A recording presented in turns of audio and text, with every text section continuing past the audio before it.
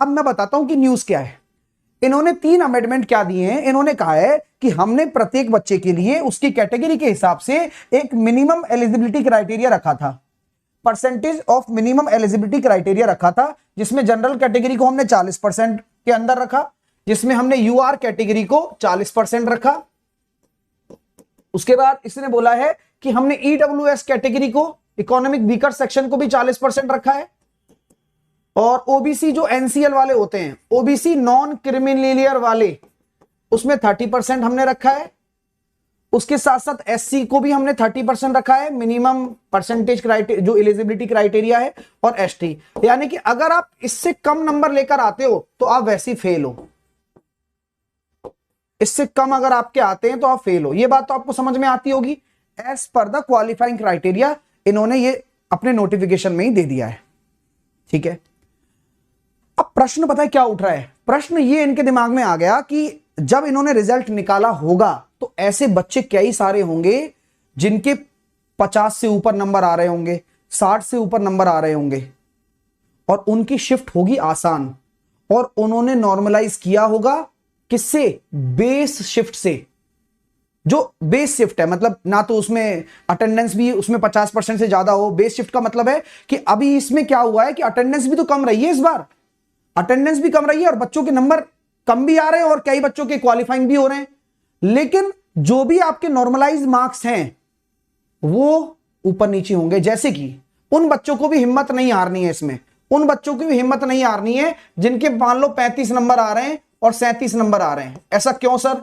क्योंकि उनका भी सिलेक्शन इसमें हो सकता है। तो ये बड़ी खुशखबरी यहां पर आई है कि जिनके 35 नंबर, 37 नंबर, 39 नंबर आ रहे हैं और वो जनरल कैटेगरी के हैं या फिर इकोनॉमिक वीकर सेक्शन के हैं, या जिन बच्चों के नंबर 29 नंबर आ रहे हैं या 30 नंबर आ रहे हैं या 35 नंबर आ रहे हैं, तो अगर आपका क्राइटेरिया, एलिजिबिलिटी क्राइटेरिया, अगर नंबर कम भी आ रहे हैं आपके, क्योंकि आपने नंबर अपने ऐड कर लिए, आपने अपने नंबर जोड़ लिए। कई बच्चे सोच रहे हैं सर मेरे तो नंबर कम आ रहे हैं, मेरा होगा नहीं होगा। लेकिन डिपेंड करेगा कि आपकी शिफ्ट कैसी है। अगर आपकी शिफ्ट टिपिकल है, थोड़ी सी डिफिकल्ट है, और आप में आपके अटेंडेंस भी पूरी है आपके शिफ्ट में, तो आपके नंबर 100% बढ़ेंगे। ये रेलवे ने बता दिया है। और किसी बच्चे के नंबर 50 आ रहे हैं और आसान शिफ्ट है और लगभग एवरेज जो नंबर आ रहे हैं वो 75 आ रहे हैं सबके, 75, 60, और आपके आ रहे हैं 85, तो आपके नंबर कम भी हो सकते हैं नॉर्मलाइज होकर। ये छोटा सा झटका वाली बात है। लेकिन उसने क्या कर दिया है, ये क्लियर कर दिया है पहले ही कि बाद में आप इस चीज पर कोई भी आर्ग्यू ना करें। देखो उन्होंने क्या लिखा है, for this the percentile score of each candidate will be converted into the normalize marks.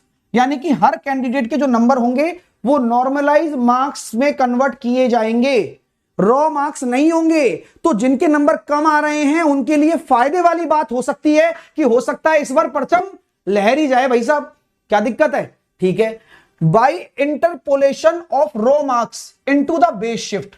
यानी कि साफ साफ बोल दिया गया है कि हमने एक मैथमेटिकल फॉर्मूला लगाया है, उस मैथमेटिकल फॉर्मूले के हिसाब से जो बेस शिफ्ट होगी, यानी कि एक बेस हमने मान लिया कि इस शिफ्ट में 50% से ज्यादा अटेंडेंस होनी चाहिए, इतना बेस क्राइटेरिया होना चाहिए।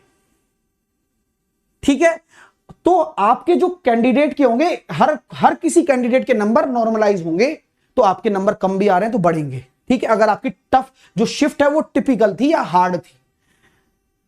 The purpose of deciding minimum qualifying marks as well as giving weightage in marks and CCA candidates, यानी कि जो इन्होंने आपको मिनिमम क्वालिफाइंग मार्क्स दिया ना, इस वजह से उनको नॉर्मलाइज करना पड़ेगा क्योंकि बच्चों के नंबर कम आ रहे हैं और उनका जब कंपैरिजन हो रहा है तो नंबर बढ़ रहे हैं। तो मिनिमम क्वालिफाइंग में आपको दिक्कत ना दे, फिर तो जो नॉर्मलाइज होंगे वो मेन होंगे। सर कल 3 बजे आएगा रिजल्ट, नोटिस आ गया है, चलो बढ़िया है, मैं कह ही रहा था रिजल्ट प्रिपेयर हो चुका है और कल 3 बजे रिजल्ट आ जाएगा जैसा कि बता रहा है। अभी मैं जाकर मैं खुद भी देखूंगा उसको। चलिए आगे क्या बोला गया है। सर बेस शिफ्ट का क्या मतलब है? कई बच्चों को बेस शिफ्ट का मतलब समझाना है। बेस शिफ्ट क्या है सुनिए। Base shift for the above purpose, जो ये पर्पस पूरा सॉल्व किया गया है उसके लिए बेस शिफ्ट को डिफाइन किया गया है।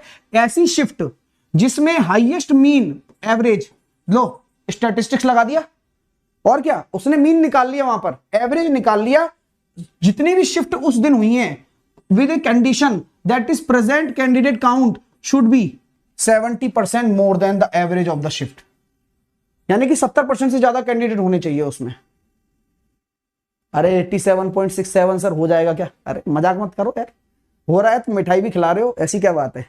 In case highest mean of two shift is same, मतलब जिनका माध्य जो है वो समान निकल के आ रहा हो, तो highest individual marks shell be considered, किसी बच्चे के जो सबसे ज्यादा मार्क्स होंगे वो कंसीडर किए जाएंगे। In case both the highest mean and highest individual marks are same, the shift having highest present candidate count shall be considered as the base shift. ऐसे होगा, यानी कि बेस शिफ्ट इन्होंने 3-4 तरीके से की है कि भाई अगर मान लो किसी शिफ्ट के हमने पूरा एवरेज निकाल दिया एक शिफ्ट का, तो उसमें हम देखेंगे कि कितने बच्चे आए, 70% से ज्यादा अटेंडेंस होनी चाहिए, उसके नंबर देखेंगे। तो आप जैसे आपको ये भी रिस्क रहता है ना कि सर मान लो किसी में 30 ही बच्चे आए और उसके उस शिफ्ट में 30 बच्चे 90% से ऊपर नंबर ले आए, ऐसे काम नहीं चलेगा। ठीक है, तो ये भी इन्होंने क्लियर कर दिया है। जैसे मान लो 30 ही बच्चे आए, किसी में 30 बच्चे आए किसी शिफ्ट में और सबके 90-90 नंबर है, तो ये थोड़ी 90 नंबर कट ऑफ चली जाएगी या 90 नंबर मिनिमम एलिजिबिलिटी क्राइटेरिया हो जाएगा, ऐसा नहीं है। इन्होंने बोला है कि अटेंडेंस भी जो होनी चाहिए वो 70% या फिर उससे ज्यादा होनी चाहिए। हाईएस्ट मीन निकाला जाएगा, माध्य निकाला जाएगा, और माध्य क्या होता है जल्दी बताओ, किसी का माध्य क्या होता है? माध्य बराबर होता है कुल मार्क्स उस शिफ्ट में आए कुल अंक बटे बच्चों की संख्या। तो जो नंबर आएगा वो एवरेज मार्क्स होगा। अब हो सकता है कि पहली शिफ्ट का और दूसरी शिफ्ट का एवरेज मार्क्स सेम हो जाए, ये भी तो हो सकता है, पहली शिफ्ट और दूसरी शिफ्ट का एवरेज मार्क्स सेम हो जाए। तो एवरेज मार्क्स अगर सेम हो गया तो फिर क्या करेंगे ये लोग, फिर वो देखेंगे कि कितने बच्चे मतलब किसमें ज्यादा बच्चे हैं, है ना, हाईएस्ट मीन और हाईएस्ट इंडिविजुअल मार्क्स देखेंगे, और फिर किसमें the having highest present candidate last में।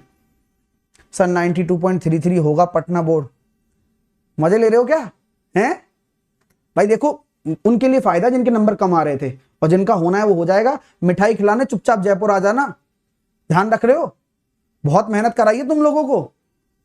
हाँ सर रोहित बोल रहा है कि कल रिजल्ट 3 बजे आएगा, हाँ मे भी हो सकता है भाई। देखो अभी तक तो ये क्राइटेरिया है, लेकिन रिजल्ट तैयार हो चुका है, ये कंफर्म है। इनका जो आज ये नोटिस इन्होंने दिया है ना 6 तारीख को, इसका मतलब साफ साफ है कि रिजल्ट तैयार हो चुका है, रिजल्ट में कोई गुंजाइश नहीं है, वो तैयार कर लिया इन लोगों ने, ये कंफर्म है। ठीक है माय डियर।